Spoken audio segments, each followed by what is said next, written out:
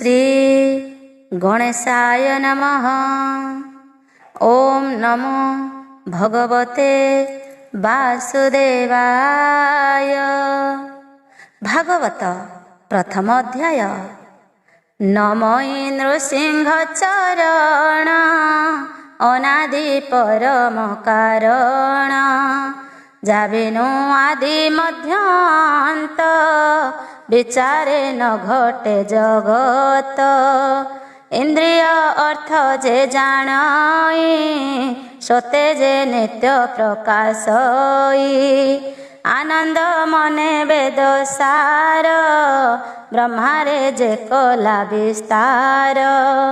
Jar रूप हृदय चिंती वेद पुरुष न जानती। मृत्तिका विकार जे मंत जलरे हुई कल्पित। जले उपल बुद्धि करी मृग तृष्णारे जेने बारी। रूप रूप स्थिति तीनी जार गोचरे अनुमानी। स्वभावे नोहे सेते मंत ए सांख्य योगींकर मत। आत्म प्रकाशे सदा थाई निरस्त कुहक बोलाई। सत्य परमानंद हरि जा भावे भव सत्य करी। एमंत सत्य रूप जार तापादे मोर नमस्कार। तार चरणे नित्य ध्यान करी तरंती साधु जन। से कृष्ण पाद हृदय धरी प्रबंधे गीत नाद करी। अशेष जनकर हिते कहई दास जगन्नाथे। निर्मल मुनिकर मते हरिचरित भागवते। कहिबी अछि जेते गुण सुजने सावधाने शुण।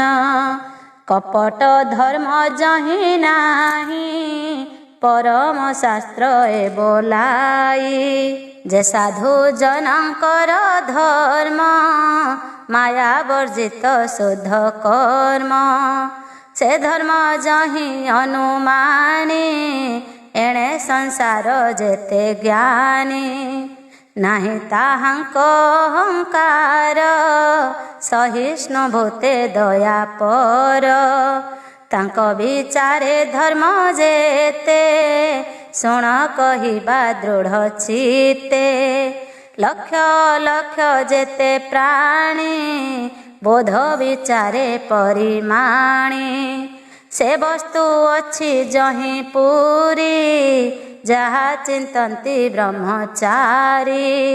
श्रवण मात्रे मोक्ष पाई तापत्रितय क्षय जाई।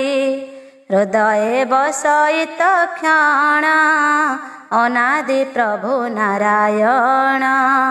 एणु अधिक अन्य ग्रंथे कि प्रयोजन ए जगते। एणु ए भागवत जेहि श्रवण मात्रे भक्ति होई। ए भागवतर महिमा के चिंती पारे गुण सीमा। सकल शास्त्र फल एहि श्री भागवत नाम जेहि। सकल वेद होई वृक्षे फल फलिले अंतरिक्षे। केते हैं दिने पाची तले वृक्ष पड़िले वायु बले।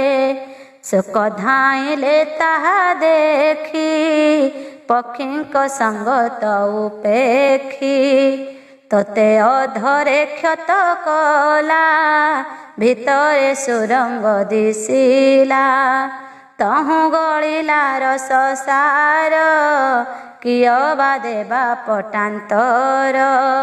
अमृत निंदे स्वादुपणे सुजने पीब अनुक्षणे। आनंदे कर सुधा पान जेणे पाइब दिव्य ज्ञान। ए रस चारि वेद मूल निगम वृक्षर ए फल। पीब जीवन अंत जाए जेबे बंचिब माया मोहे। एबे हो शुण सावधाने हरि चरित शुद्ध मने। सर्वदेवंक रम्य स्थान नाम ता नैमिषारण्य। कलिर आगमन देखी मुनि स्थान उपलक्षी। सौनक आदि मुनि गणे मिलिले नैमिषारण्ये। कଳି कलुषे भय करी मुनि एकान्ते विचारी। संकल्प करी एक तुले महासुयज्ञ आरंभिले। जानती शुभ प्रद वांछा स्वर्गादि लोके कले इच्छा। सकले मिली प्रात काले कर्म संपादिण नले। सुत मुनि की पूजा करी बसिले सकले आवरी। सकल मुनि शुद्ध मने पूछिले अमृत वचने। ऋषयौचु हे सुत शुण सावधाने तुम्भ महिमा अनुमाने। सर्वपुराण इतिहास शुणिलु तुम्भर सकाश। संसारे धर्म शास्त्र जेते सर्वगोचर तुम्भ मते। वेद विदंक मध्य श्रेष्ठ जे व्यास मुनि तपोनिष्ठ। ताहांक शिष्य अट तुम्भे एकथा भले जाणु आम्भे। पूर्वे जे थिले बहु मुनि तांक वचन अछु शुणी। सकल शास्त्र तुम्भ तहि वेद पुराणे जेते कही। व्यासंक अनुग्रह घेनी सकल शास्त्रे तुम्भे ज्ञानी। दैवे अछि एहि मत जे शिष्य गुरुर भकत। शिष्य भक्ति रे दया बहे सकल गूढ़ तत्व कहे। एणु व्यासंक शिक्षा जेते प्रकाश आम्भर ग्रते। निश्चय एकांत श्रेय जेते ए जीव तरिब जे मन्ते। जेणे तुटई विष्णु माया कह आम्भंकु जेबे दया। ए कଳି जुगे जेते प्राणी अल्प आयुष परिमाणी।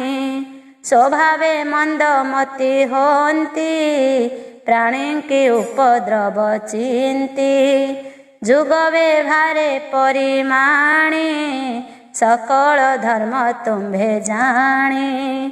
जे धर्म शुभ तुम्भ मते सार उद्धारी दृढ़ चिते। कह संसारे प्राणींकर जे मन्ते मायारो निस्तार। जेणे प्रसन्न होई हरि ए जीव आत्मा को धारी। तुम्भे प्रसन्न जोग बळे प्रकाश कर महितळे। कि प्रयोजने जगन्नाथ देवकी उदरे संभूत। से हेतु कह शुद्ध चिते आम्भे पचारू जनहिते। संसारे जार अवतार प्राणी मंगल वृद्धि कर। जगत तारे से चरित तुम्भे ता वर्णने समर्थ। घोर संसारे प्राणी पड़ी आत्मा निस्तार पथ हुड़ी। जार नाम उच्चारिले संसार तरी जानती भले। जे भय जीव तेज हरे से हरि नाम शुणी डरे।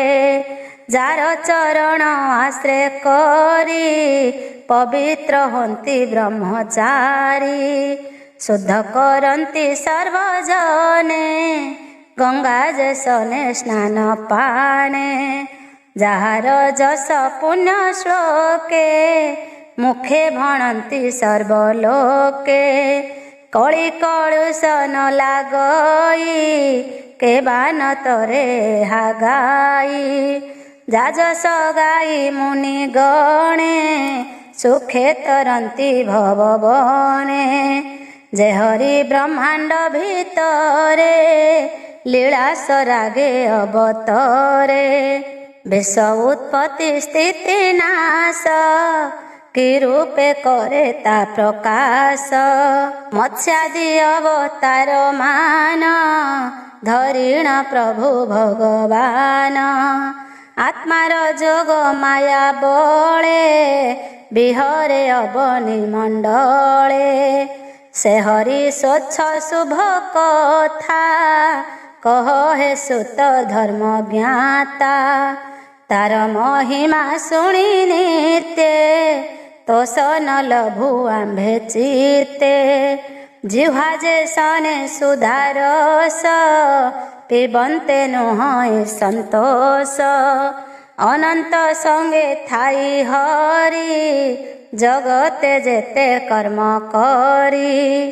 कपटे नर रूप धरी अति मानुष कर्म करी। कଳି आगम आंभे देखी सकल संपद उपेखी। ए पुण्य क्षेत्रे शुभ कर्मे कृष्णर कथा अनुक्षणे। करी तरिबु विष्णु माया भूमुनि तुम्भे कर दया। आंबर पूर्व पुण्य फले संग होइला तुम्भ मेले। ए भयंकर कଳି काले आंभे जे अछु भव जले। ए जलु तुम्भे कर पार बोईते जेन्हे कन धार। से हरि ब्राह्मण वत्सल सर्वदेवंक आदि मूल। कवच जेहु धर्मांगे सुखे बिहरे नाना रंगे।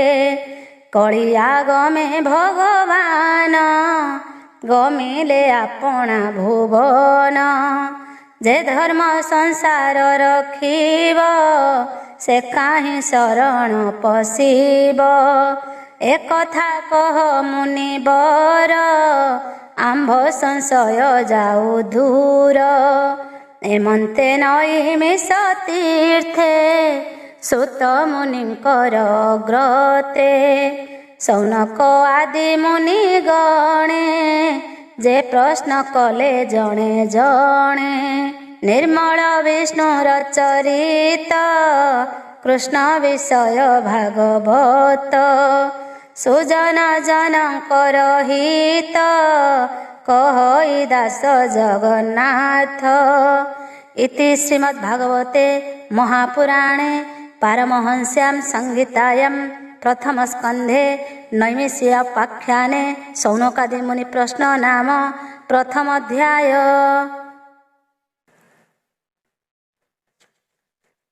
द्वितीय अध्याय। मुनिए प्रथम अध्याये सुतंकु षट प्रश्न कले। द्वितीय चारिटी प्रश्नर सुत जे दियन्ति उत्तर। व्यासवाच मुनिंक प्रश्न कने शुणी हरसे मने मने गुणी। परम प्रीति वाक्य पाई गुरुंकु मने मने ध्याई। जीवर हिते कृतकृत्य हसी कहन्ति मुनि सुत। सुतवाच जे सुख एकांत गमन କରିଣ ଦେହ କଲେ ଶୂନ୍ୟ। ପୁତ୍ରର ସ୍ନେହ ମନେ ଧରି ବ୍ୟାସ ଡାକନ୍ତି ଉଚ୍ଚ କରି। ପିତାର ସ୍ନେହ ରକ୍ଷା ଅର୍ଥେ ଉତ୍ତର ଦେଲେ ବୃକ୍ଷ ପଥେ। ତାହାଙ୍କୁ ମୋର ନମସ୍କାର ସେ ହୃଦ ସର୍ବ ପ୍ରାଣୀଙ୍କର। ଜୀବର ପରିତ୍ରାଣ ଅର୍ଥେ କରୁଣା ବହି ଯେହୁ ଚିତ୍ତେ। ଅଖିଳ ବେଦର ଯେ ସାର ଯେ ଅନୁଭବ ଆପଣାର। କହିଲେ ପୁରାଣର ସାର ତାହାଙ୍କୁ ମୋର ନମସ୍କାର। ଭାରତୀ ନର ନାରାୟଣ ଯେ ଗ୍ରନ୍ଥ ସଂସାର ତାରଣ। ଉଦିତ କଲେ ସଂସାରେ ନମଇ ତାହାଙ୍କ ପୟରେ। ଏମନ୍ତେ ନମସ୍କାର କରି କହନ୍ତି ମନେ ମୋଦ ଭରି। ଶୁଣ ସକଳ ମୁନିଗଣ ସାଧୁ ଏ ତୁମ୍ଭର ବଚନ। ପରମ ମଙ୍ଗଳ ଏ ବାଣୀ ଜୀବନିସ୍ତରେ ଯାହା ଶୁଣି।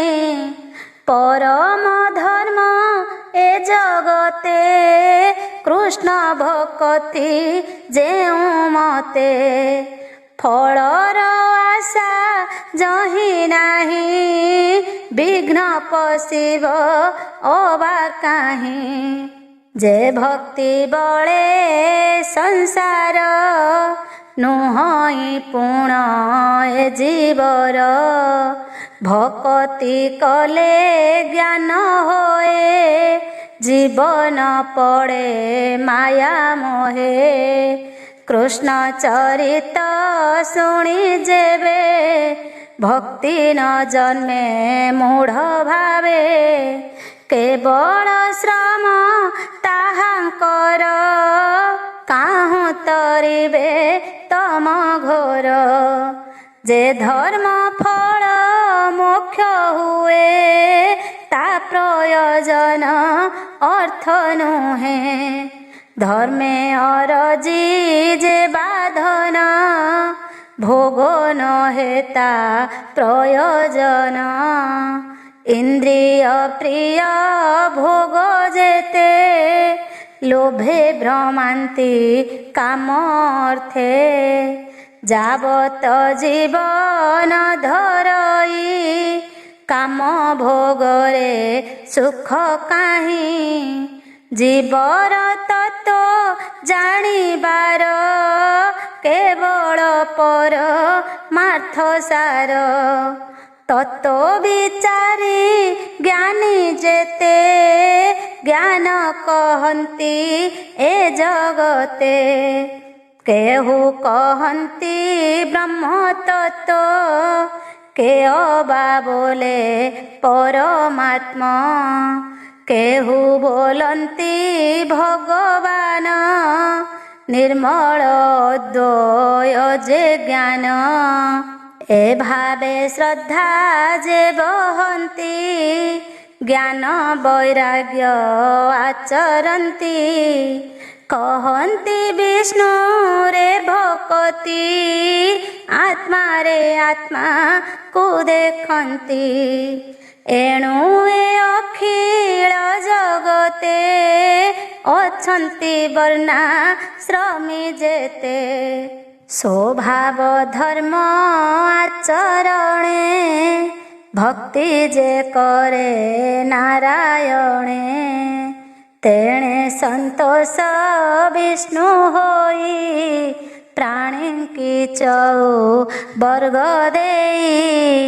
ଏ ଘେନି ହୋଇ ଏକ ମନ ଭାବେ ତ ଶିବ ଭଗବାନ।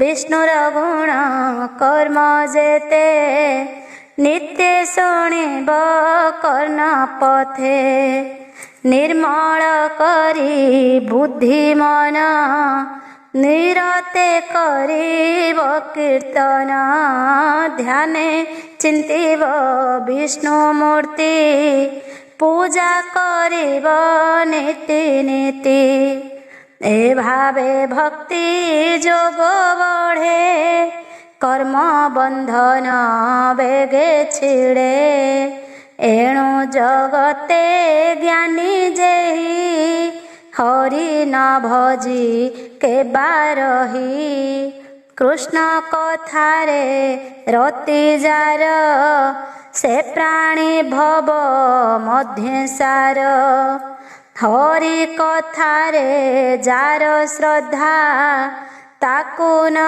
ଲାଗେ ଭବ ବାଧା ପୁଣ୍ୟ ତୀର୍ଥକୁ ଆସେ କଲେ ସେ ତୀର୍ଥେ ସାଧୁ ସଙ୍ଗ ମିଳେ ଭକତ ସଙ୍ଗେ ଯେବେ ମିଶେ ତେବେ ସେ ହରି ରସେ ରସେ କୃଷ୍ଣର କଥା ଯେ ଶୁଣନ୍ତି ବଦନେ ମହିମା ଗୁଣନ୍ତି ତାହାଙ୍କ ହୃଦେ ହରି ବସେ सकल कर्म सविनाशे से पुण्य श्रवण कीर्तन वेदे कहन्ति मुनिजन साधु जनक मित्र हरि एणु भकत कुआवरी हेले तारई भव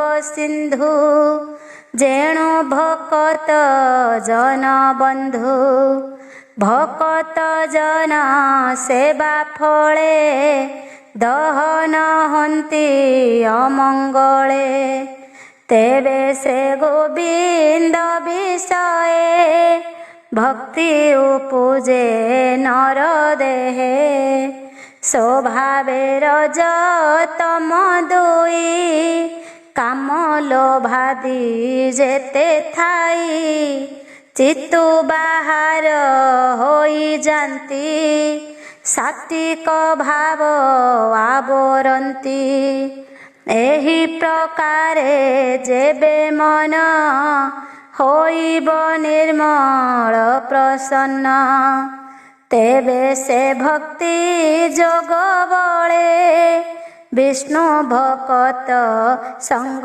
मेले निर्मल ज्ञान प्रकाशई जन्म मरण आउ काहीं अशेष जन्म ग्रंथि बंध एणे छिंडई सर्वद्वंद्व सर्व संशय तुले कर्म तुटई विश्व माया भ्रम आत्मा रे आत्मा को देखंती जन्म मरणे नाही भीति एणु पंडित जन जेते आनंदे भक्ति जोग मते हरि विषय दृढ़ चित्ते नित्य चिंतन्ति आत्महिते विष्णुर मायारु संभूत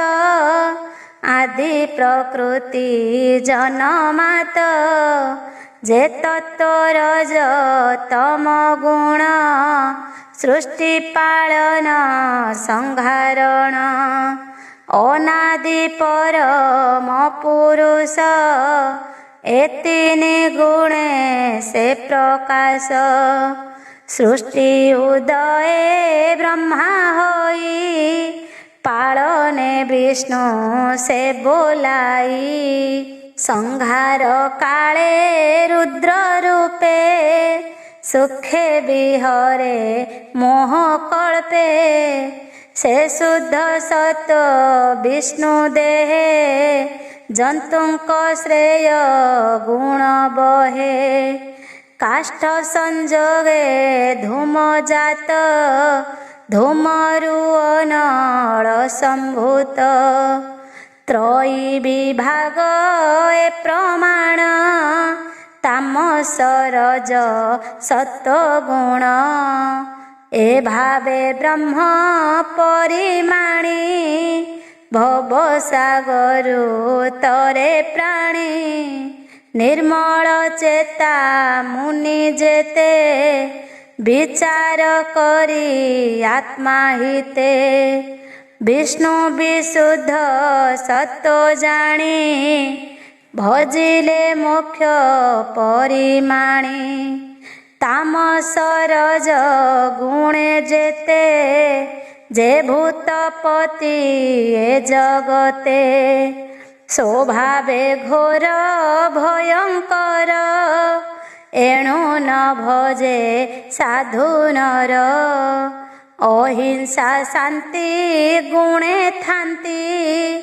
ହରିଚରଣ ନିତ୍ୟ ଚିନ୍ତି ଧନ ସମ୍ପଦେ ଯାର ଇଚ୍ଛା ସେ କରେ ପିତୃଭୂତ ଦୀକ୍ଷା ସଂସାରେ ବେଦ ଯଜ୍ଞ ଯେତେ ଯୋଗ ସାଧନ କ୍ରିୟା ମତେ ପରମ ଜ୍ଞାନ ତପ ଆଦି କଠୋର ଯେତେ ଧର୍ମ ସାଧି ଏ ସର୍ବବିଧି ଧର୍ମ ଯେତେ କରିବ ବିଷ୍ଣୁ ପ୍ରୀତି ଅର୍ଥେ ଏ ତିନି ଗୁଣେ ନାରାୟଣ ସୃଷ୍ଟି ପାଳନ ସଂହାରଣ ଏ ରୂପେ ଆତ୍ମ ମାୟା କରି ବିଶ୍ୱ ସଂସାରେ ସେ ବିହରି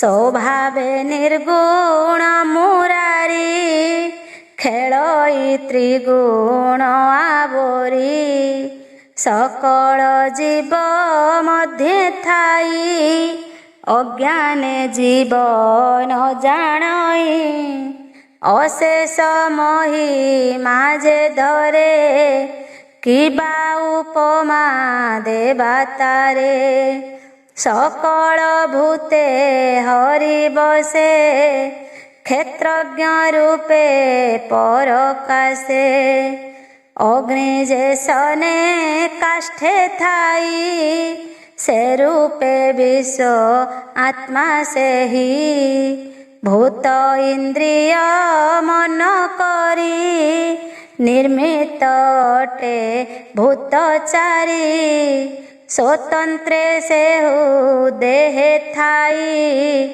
ବିଷୟ ଭୋଗକୁ କରଇ ଦେବ ତୀର୍ଯ୍ୟକ ନର ଆଦି ଯେ ଲୀଳାବତାର ପ୍ରସିଦ୍ଧି ତହିଁରେ ଅନୁରକ୍ତ ହୋଇ ପାଳଇ ସତ୍ୱ ଗୁଣ ବହି ସେ ହରି ଚରଣ ପଙ୍କଜ ସୁଜନେ ମନ ଦେଇ ଭଜ କହଇ ଜଗନ୍ନାଥ ଦାସ ଗୀତ ପ୍ରବନ୍ଧେ ଭାଗବତ। ଇତି ଶ୍ରୀମଦ୍ଭାଗବତେ महापुराणे पारमहंस्यां संहितायां प्रथमस्कन्धे नैमिषीयोपाख्याने भगवदनुवर्णनं नाम द्वितीयोऽध्याय। तृतीय अध्याय तृतीय अवतार कथा जे तांको चरित व्यवस्था पंचम प्रश्नर उत्तर बोलंती सुत मुनिवर सुत कहन्ति शुद्ध चित्ते हरसे मुनिंक ग्रते सुत उवाच शुण सकल मुनि जने हरिचरित सावधाने सृष्टिर काले से मुरारी महापुरुष रूप धरी महत आदि अंगे पशी विराट रूपे ब्रह्म राशि कला बहई षड़ दश अनादि परम पुरुष मन अंतरिक्ष समीर अनल वसुमती जल बुद्धि इंद्रिय जहा चिंती कर्म इंद्रिय पांच घेती हेमंत कलाए षोडश ए आदि सृष्टि उपदेश से सृष्टि सर्ग इच्छा करी जले जोग निद्रा विस्तारी ताना भी कमल कमल प्रकाशी आच्छादिला जल ब्रह्मा होइला तहु जात जे प्रजापतिंकर नाथ तार शरीर सृष्ट लोक विस्तार होइला अनेक से शुद्ध सत्व विष्णु रूप जार भियाण माया कल्प ज्ञान चक्षुर द्वारे भरी जे रूप देखे ब्रह्मचारी सहस्र पाद उरुभुज शिर वदन नासा तेज सहस्र लोचन श्रवण बसन कुंडल भूषण मणिकंकण झटकंती देशई अति रूप कांति ए सृष्टि मध्य माया धर करई जेते अवतार ताहांक मूल विजयही जगते ब्रह्म से बोलाई जार अंशासर बळे गगन पृथ्वी पाताळे देव मनुष्य पशु आदि निगम वचन संपादी प्रथमे कुमार रूपे से सृष्टि उदय उपदेशे दुस्तर ब्रह्मचर्य व्रते तपसाधिला दृढ़ चित्ते द्वितीय सृष्टिर आगमे साधिला यज्ञेश्वर नामे पूर्वे प्रलय काल जले मही जे थिला रसा तले तक्षणे कोल रूप धरी दंते तोलिले नर हरि उद्धरी जले बसाइला बाराह कल्प बोलाइला तृतीय ऋषि सर्गे हरि नारद मुनि रूप धरी विष्णु भक्त जनहित निष्काम शास्त्र कले उक्त चतुर्थे धर्म पत्नी मूर्ति गर्भु होइले उत्पत्ति से रूप नर नारायण संचिले धर्म आचरण तपसाधिले दृढ़ चित्ते सृष्टि कल्पना अभिमते पंचमे सिद्ध अवतारे जन्मिले कर्दमर घरे नामे से कपिल बोलाई पिता माता को ज्ञान कही षष्ठे से अत्रि पुत्र होई अनुसूया को माता पाई जन्मिले दत्तात्रेय रूपे अलर्के ज्ञान शास्त्र कल्पे प्रह्लाद आदि दैत्य गणे ज्ञान कहिले जणे जणे सप्तमे यज्ञ रूप धरी आकुति गर्भे अवतरी जामादि सुर गण तोले स्वयंभू मनंत्र पालिले अष्टमे नाभि गृहे जात ऋषभ मेरु देवी सुत अति कठोर तप कले ज्ञानी की पथ देखाइले नवमे पृथु रूप धरी बळे दोहिले वसुंधरी बळे धरणी कले सम नाम बहिले उपतम दशमे मत्स्य रूप होई नाभे औषधि बीज बही प्रलय जले विहरिला रवि कुमर को रखिला एकादशरे चक्रधर जे रूपे जन उपकार इंद्रर अर्थे देवासुरे क्षीर समुद्र मंथिबारे से विभु कूर्म रूप होई मंदर गिरी पृष्ठे बही द्वादश सर्गे विश्वकल्पे जन्मिले धन्वन्तरी रूपे अमृत क्षीरा नबुआणी देवंकु पियाइले पुणी मोहिनी रूपे त्रयोदशे असुर मोहे काम बसे चतुर्दशे नृसिंह बपू विदारे हिरण्यकशिपु वामन रूपे पंचदशे बलिकी छलिले विश्वासे षोडश अवतारे हरि परशुराम रूप धरी पिता बद्धरे अहंकारे धरणी एकविंश बारे भ्रमिले महाकोपानले राजांकु धरी बाहुबले दुष्ट क्षत्रिंक काटी मुंड रुधिरे पुण्य करी कुंड तर्पण कले पितृगणे तपे रहिले घोर बने शपथ दशे वेद व्यास जन्मिले पराशर अंश निगम वृक्ष थिला एक विचारी कले सत शाख प्राणी की देखी अल्प बुद्धि जे धर्मे संसार प्रबोधि से पुणी दिवाकर वंशे श्रीरामचंद्र अष्टादशे जलधि बांधी सीता छळे लंका धोसिले भुज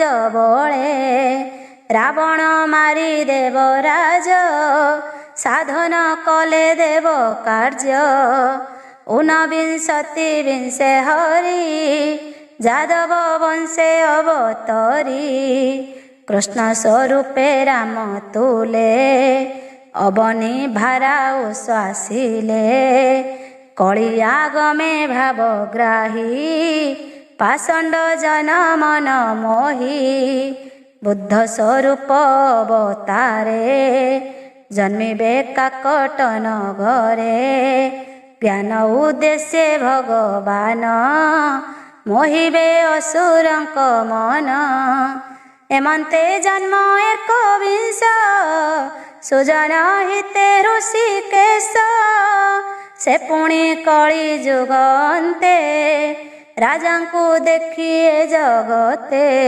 निर्दय हृदय प्रजा मारी धन जीवन न्यंती हरि से काले विष्णु जसा घरे जन्मिबे कल्की अवतारे मन हूँ बेग बलवंत अश्वारोही जगन्नाथ नंदक खड्ग करे धरी दुष्ट राजांकु बेगे मारी अल्प प्रजानन शेष रखिबे प्रभु पीतवास शेष तो निधि मायाधर असंख्य करे अवतार यथा जीमुत वृष्टि जले सहस्र नदी मही तले ऋषि देवता मनु राजा जे मनु पुत्रे महातेजा ए आदि जेते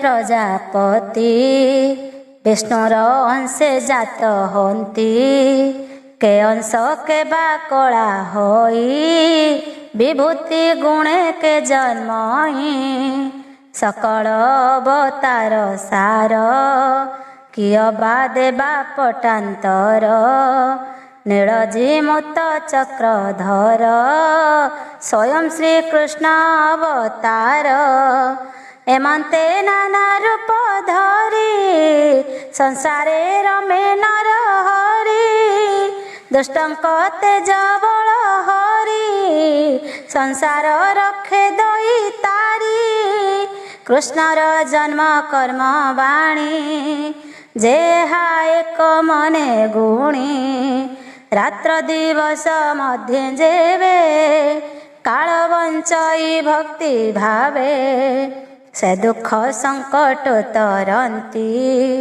ଜନ୍ମ ମରଣେ ନାହିଁ ଭ୍ରାନ୍ତି। ଏମନ୍ତେ ନାନା ରୂପ ଯେତେ, ବିଷ୍ଣୁ ଧରନ୍ତି ଏ ଜଗତେ। ସ୍ୱଭାବେ ରୂପ ତାର ନାହିଁ, ନିର୍ଲେପ ନିରଞ୍ଜନ ସେହି। ମାୟାର ଗୁଣେ ବିରଚିତ, ମହତ ଆଦିରୁ ସମ୍ଭୂତ। ଯେମନ୍ତେ ମେଘ ଶୂନ୍ୟେ ଥାନ୍ତି, ପବନ ବଳେ ସେ ଉଡ଼ନ୍ତି।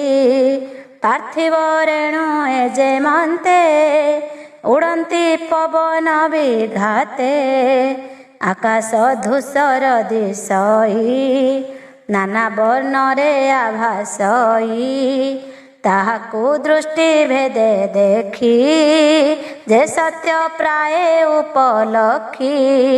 ସେ ରୂପେ ଆତ୍ମାର ଶରୀର, କଳ୍ପନା କରନ୍ତି ଯେ ନର। ତାହାକୁ ବୋଲି ଜ୍ଞାନହୀନ, ଏବେ ହୋ ମୁନି ଗଣେ ଶୁଣ। ସ୍ୱଭାବେ ଦୃଶ୍ୟ ବସ୍ତୁ ନୋହେ, ଗୁଣ ଆବୋରି ଦେହ ବହେ। ଏଣୁ ସେ ଜୀବ ରୂପ ବହି, ଜନ୍ମ ମରଣ ପଥେ ଥାଇ।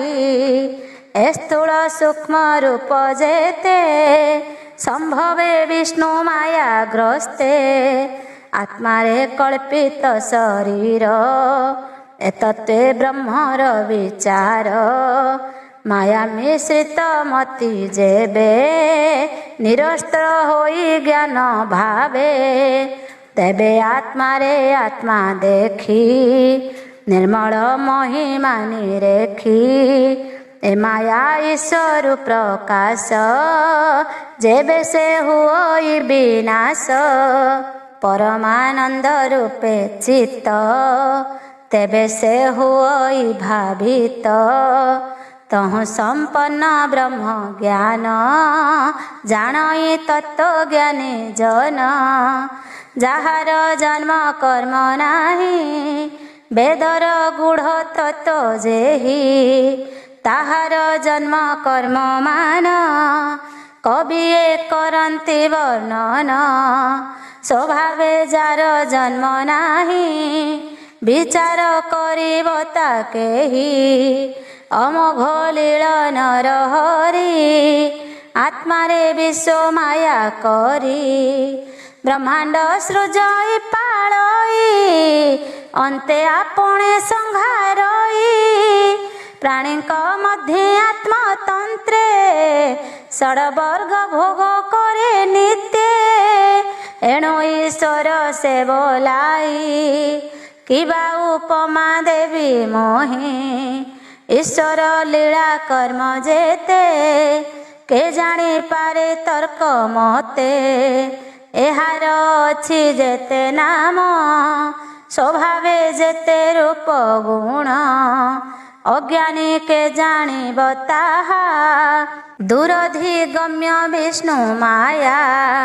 ନଟ ଯେ ସନେ ମାୟା କରି, ମୋହର କୁହୁକ ବିସ୍ତାରି। ସେ ଚକ୍ର ପାଣିର ଚରିତ, କେ ଜାଣିପାରେ ତାର ତତ୍ତ୍ୱ। ସେ ହରି ପାଦ ପଦ୍ମ ଗନ୍ଧ, ଯେ ନିତ୍ୟ ପିଏ ମକରନ୍ଦ। ହିଂସା କପଟ ଦୂରେ ତେଜି, ସର୍ବାନୁକୂଳେ କୃଷ୍ଣ ଭଜି। ଭକତି ଭାବେଣ ଭଜନ୍ତି, ସେ କୃଷ୍ଣ ମହିମା ଜାଣନ୍ତି। ଧନ୍ୟ ଜୀବନ ତାହାଙ୍କର, ଯେ ହରି ଚରଣେ କିଙ୍କର। ସର୍ବ ଆତ୍ମାକୁ ଆତ୍ମ ଭାବେ, ଭଜନ୍ତି ନିତ୍ୟ ବାସୁଦେବେ। ଏମନ୍ତ ଭାବେ ଯେ ଭଜଇ, ଏ ମାୟା ତାକୁ ନ ଲାଗଇ। ଏ ଯେ ପୁରାଣ ଭାଗବତ, ନିର୍ମଳ ପଦ ବିଷ୍ଣୁ ତତ୍ତ୍ୱ। ବିଷ୍ଣୁ ଚରିତ ପରଶଂସି, ପ୍ରକାଶ କଲେ ବ୍ରହ୍ମ ଋଷି। ଜୀବର ମୁଖ୍ୟ ଫଳ ଅର୍ଥେ, ଧନ୍ୟ ମଙ୍ଗଳ ଏ ଜଗତେ। ସର୍ବନିଗମ ଇତିହାସେ, ସାର ଉଦ୍ଧାରି ମନ ତ ସେ ଆତ୍ମଜ୍ଞାନୀଙ୍କ ମଧ୍ୟବର ଯେ ଶୋକ ରୂପେ ଅବତାର ତାହାଙ୍କୁ ଭାଗବତ ଦୀକ୍ଷା ଦେଇ କହିଲେ ଆତ୍ମଶିକ୍ଷା। ସେ ପୁଣି ପରୀକ୍ଷିତ ଆଗେ କହିଲେ ଆତ୍ମ ଅନୁରାଗେ ବ୍ରାହ୍ମଣ ସାପେ ସେ ବିକଳେ ନିବାସ କରି ଗଙ୍ଗା କୂଳେ ପରମ ଋଷି ମେଳେ ଥାଇ କୃଷ୍ଣ ଚରଣେ ମନ ଦେଇ ଏ ଭାଗବତ ଶାସ୍ତ୍ର ଶୁଣି ତରିଲା ଭବ ତରଙ୍ଗିଣୀ।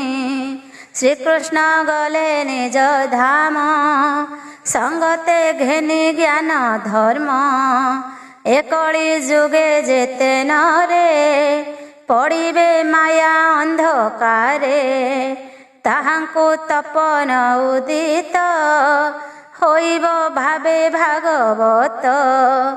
ରାଜା ସଙ୍ଗତେ ଗଙ୍ଗା ତଟେ ଅନେକ ଋଷିଙ୍କ ନିକଟେ ଏ ଭାଗବତ ତତ୍ତ୍ୱବାଣୀ ଶୁକ ମୁନିଙ୍କ ମୁଖ ଶୁଣି ଜାଣିଲେ ଶୁକ ଅନୁରାଗେ ଏବେ କହିବା ତୁମ୍ଭ ଆଗେ ଏ ଭାବେ ଚିନ୍ତି ନର ହରି ଘୋର ସଂସାରୁ ଯିବା ତରି ବୋଲଇ ବିପ୍ର ଜଗନ୍ନାଥ ସୁଜନ ହିତେ ଭାଗବତ। इति श्रीमद्भागवते महापुराणे पारमहंस्यां संहितायां प्रथमस्कन्धे नैमिषीयोपाख्याने भगवदवतार वर्णनं नाम तृतीयोऽध्याय। चतुर्थ अध्याय। वेद पुराण रचि व्यास चित्ते नहिले परितोष चतुर्थ अध्याय चरित जहु प्रकाश भागवत। व्यासवाच हेमन्ते भागवत वाणी सुत मुनिंक मुख शुणी मुनिंक मध्ये कुल वृद्ध सौनक नामे धर्म शुद्ध सर्वमुनिंक बधाने पुच्छन्ति मधुर वचने। सौनक उवाच हे सुत तुम्भे महाधीर बकता जन मध्ये बर जाह्नवी तटे राजागे सुक जा कहिले सरागे से कथा कह आंभ आग तुम्भे जे अट महाभाग ए भागवत शास्त्र केबे व्यास रचिले केउं जुगे काहार बोले काहीं बसी कि भावे कि हेतु देसी सुक जे ताहांक कुमर समदरसी निर्विकार एकांतमती रात्र दिने कृष्ण महिमा जार मने निर्माया मूढ़ ता प्रतीति लखी न पारे केही गति ଯାହାର ଆଗମନ କାଳେ ଦେବ କନ୍ୟାଏ ଥିଲେ ଜଳେ ସ୍ୱଭାବେ ନଗ୍ନ ତାଙ୍କୁ ଦେଖି ଧାଇଁଲେ ଲଜ୍ଜାକୁ ପେଖି ଦେଖିବା ଅର୍ଥେ ଜଳ ତଟେ ମିଳିଲେ ସୁକଙ୍କ ନିକଟେ व्यासंकु तांक पछे चाही जले पशिले बेगे जाई स्वभावे से सुर जुवती जानती सर्व प्राणी गति देखी कन्याଙ୍କ मूढ़ गति चंचल व्यासंकर मति पुणी क्षणके पाई शांति कन्याଙ୍କୁ चाहि पचारती ओइल मोर पुत्र चाहि किं पाप शिल जले जाई एकिश तुम्भर बेभार शेषुक मोहर कुमर तरुण बयस ताहार ए वृद्ध शरीर महर व्यास वचने नारी गणे तक्षणे नमिले चरणे बोलंती व्यास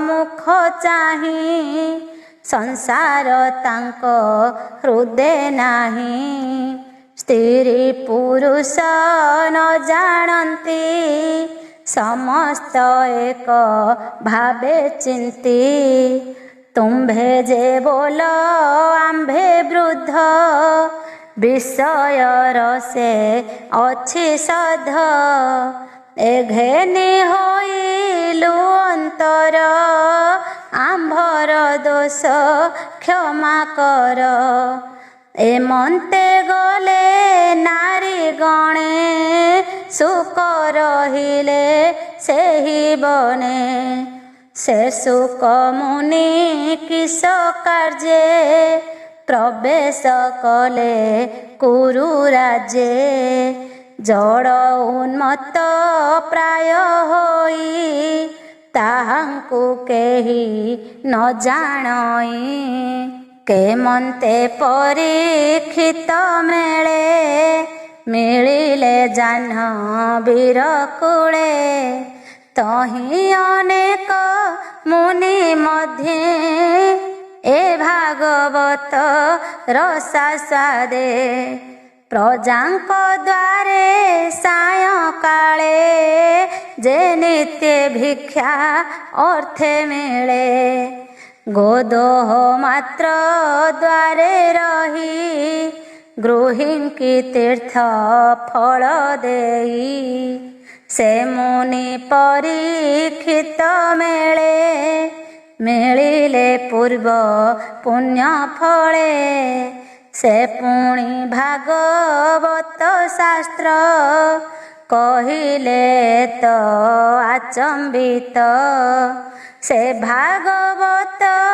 परीक्षित स्वभावे अभिमन्यु सुत ताहांक जन्म कर्म जेते कहिबा आम्भर ग्रते अति अद्भुत छु जानी एबे तरिबु ताहा शुणी से सर्व राजांकर सार पांडव वंशे कीर्तिधर राज संपद करी दूर किंपा रहिले गंगा तीर शत्रु राजाए जार पाद नमंती देईन संपद जुबा बयसे नरपति तेजीण अचल विभूति जेहु शरीर ए संसारे बहई पर उपकारे हरि चरण चिंती चिते जे राजा वर्ते जनहिते से किंपा छाड़िले जीवन उपेक्षी गृह धन जन कह कारण किबा अर्थे संशय छाड़ी बजे मनते तुम्भे सकल विद्या पर कह संशय जाऊ दूर एमंते सौनक बचने सकल प्रश्न अनुमाने कहन्ति सुत महाऋषि मुनिଙ୍କ प्रश्न परशंसी श्रुतवाच शुण सकल मुनिजन श्रीकृष्ण चरित विधान त्रेतया जुग भोगन्ते द्वापर जुग उपगते पराशरंक बीर्यजुते योजन गंधा गर्भगते विष्णुर अंशे व्यास मुनि जन्मिले नर देह घेनी से कदिने प्रात काले स्नान सारी गंगा जले एकांते बदरिकाश्रमे बसीण निश्चल आसने परवर ज्ञान जाने सकल शास्त्र परिमाणे जे काल पुरुषर बळे जुगे उड़ंती अंतराळे ताहाकु न देखन्ति केही ब्रह्मांड मध्ये देह बही प्राणींक बल नित्य हरे जुग स्वभाव अनुसारे कଳି आगमे प्राणींकर जेमंत होइब व्यवहार श्रद्धा छाड़िबे अति दूरे निसत होई बेशरीरे बुद्धि होइब लोभवश लोके होइबे अल्पायुष दुर्भोग होइबे सकले एहा जानिले जोग बळे ब्राह्मण आदि चारि बने कଳି बंचिबे जेउ धर्मे वेद उचित शुद्ध कर्म आश्रमे भिन्न भिन्न धर्म जीवर शुद्धे अर्थ करी जेमंते विष्णु माया तरी धर्म साधिबे यज्ञ मते एमंत भाळी मुनि चिते वेद को कले चारि खंड मध्य भी आई कर्म कांड रुक जजुषा अथर्व ए रूपे करी भिन्न भाव पंचम वेद इतिहास कले पुराण अष्टादश पैल मुनि कि आनिले प्रथम वेद पढ़ाइले जयमिनी की देले साम जजुजे बई संपायन अंगिरा मुनि अथर्वणे मो पितार महरसणे पुराण अष्टादश देले एमंते कर्म संपादिले से शिष्य विचारि निश्चले वेद वृक्ष को जोग बळे अनेक शाखा भी आइले शिष्य प्रशिष्य शिखाइले अल्प बुद्धि नर जेते वेद न घेनी दृढ़ चिते तेणु ए वेद भाग कले जे जहा मति अनुसारे स्त्री शूद्र जन ए जगते योग्य नुहंती वेद पथे ତାହାଙ୍କ ନିସ୍ତାରଣର୍ଥେ ଉପାୟ ଚିନ୍ତି ଦୟା ଚିତେ ବୁଦ୍ଧି ମନ୍ଦରେ ବେଦ ମନ୍ଥି ଭାରତ ପଦ ବନ୍ଧେ ଗ୍ରନ୍ଥି ବେଦୁଦ୍ଧାରୀ ସାର ଅର୍ଥ ସୃଜିଲେ ପୁରାଣ ଭାରତ ପ୍ରାଣୀଙ୍କୁ ନିସ୍ତାରିବା ଅର୍ଥେ ଏ ରୂପେ ସୃଜି ବେଦ ମତେ କଲେ ହେଁ ସର୍ବ ଧର୍ମ ଯେତେ ତୋଷ ନହିଲେ ହୃଦଗତେ ଆଶ୍ରମ ସରସ୍ୱତୀ କୂଳେ ମନ ଯେ ନର ହେ ନିଶ୍ଚଳେ ଯୋଗେ ନ ପାରି ଚିତ୍ତ ଧରି ଚଞ୍ଚଳେ ମନ୍ତ ବିଚାରି ଅତି କଠୋରେ ବେଦ ଅଗ୍ନି ପୂଜି ଗୁରୁଙ୍କ ଆଜ୍ଞା ମାନି କର୍ମର ନାଶ ନାହିଁ ତେଣେ ମୁଁ ଯାହା କରିଛି ନିର୍ମାଣେ ଯେଉଁ ଭାରତ ବେଦ ସାରେ କଲି ସ୍ତ୍ରୀ ଶୂଦ୍ର ତାରିବାରେ ତେବେ ନିର୍ମଳ ନୋହେ ମନ ଚିନ୍ତା ଅନଳେ ଛନ ଛନ ଏ ମନ ଧରିବି କେମନ୍ତେ ନିଶ୍ଚଳ କରି ଜ୍ଞାନ ପଥେ ଯେତେ ଚିନ୍ତିଲି ବେଦ ଧର୍ମ ବିଚାରେ ସେ ତ ମାୟା ଭ୍ରମ ଏ ମାୟା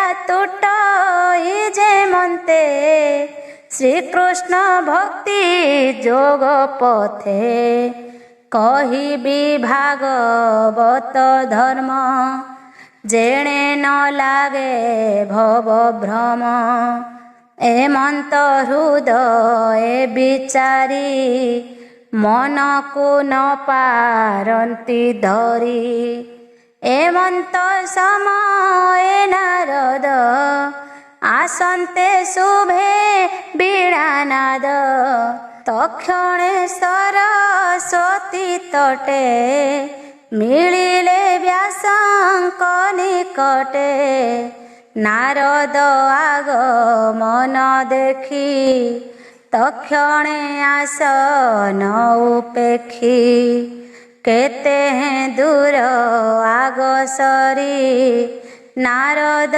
କରେ କର ଧରି ବସାଇ ଉତ୍ତମ ଆସନେ ପୂଜିଲେ ଅତିଥି ବିଧାନେ ସେ ବ୍ୟାସ ନାରଦଙ୍କ ପାଦେ ସୃଜନେ ପ୍ରଣମ ଆନନ୍ଦେ ଯାର ଚିନ୍ତନେ ପାପ ନାଶ ନମଇ ଜଗନ୍ନାଥ ଦାସ। इति श्रीमद्भागवते महापुराणे पारमहंस्यां संहितायां प्रथमस्कन्धे नैमिषीयोपाख्याने नारदागमनं नाम 4th अध्याय।